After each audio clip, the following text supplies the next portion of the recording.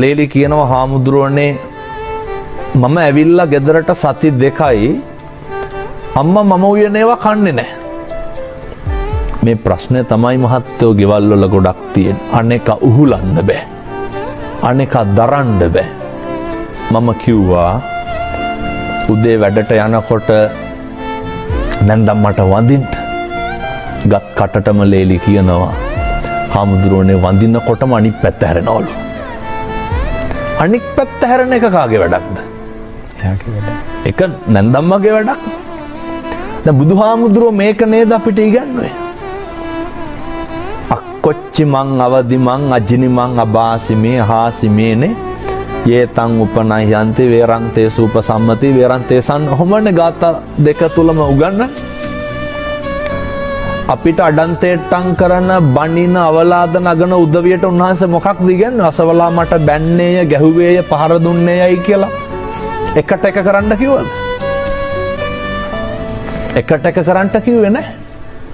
එකට මෛත්‍රිය පතුරන්ට කියලා උන්වහන්සේ ඉගන්නේ. අර නැන්දම් මට හැමදාම වැඳලා ගියා. මම කිව්වා හැමදාම තේ එක දෙන්න. හාමුදුරනේ මම හැදුවට බොන්නේ නැහැ. නොබොන එක නැන්දම්මගේ වැඩක්. බොන එක කාගේ වැඩක්ද? මේ කාරණය හරි වැදගත් අපේ ගෙවල් වලට. වේලිච්ච ඉරටු නමන්න පුළුවන්. ඒවා කැඩෙනවා. අමු ඉරටු මොකද කරන්න පුළුවන්? එහෙනම් දැන් මේක අහන්න ඕන කවුද? මේවත් තේරුම් ගන්න පුළුවන් තරුණ උදවිය.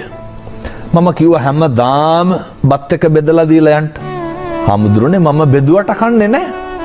සතියක් කරා දෙකක් කරා. බුදුබණ බොරු වෙන්න හේතුවක් නැහැනේ පින්නතෝනේ. Tamanට කොච්චර වෛර කරත් කමක් නැහැ. කොච්චර ද්වේෂ කරත් කමක් නැහැ. කොච්චර අවලාද නැගුවත් කමක් නැහැ පින්නතෝනි. අපේ තුල ජීවත් වෙන සත්පුරුෂ මිනිස්සයා නැති කර ගන්න එපා. අවසානයේ අපිට අහටට පිහිටට හිටින්නේ මොකක්ද? අපිට අපේ තිබ්බ අවංක භාවය, අපේ තිබ්බ සත්පුරුෂකම විතරයි කාලෙකින් හම්බෙච්ච මනුෂ්‍යාත්ම භාවයේ තුල අපි පරිස්සම් කරගෙන තියෙන්න ඕනේ. සති 2කින් විතර මට අර පුතා කතා කරා.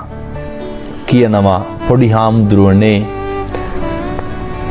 මගේ බිරිඳ දැන් අර ලේලි මගේ බිරිඳ වැඩ ඇරිලා එනකොට අපේ අම්මා දැන් උයනවලු. හැදුනේ නැද්ද?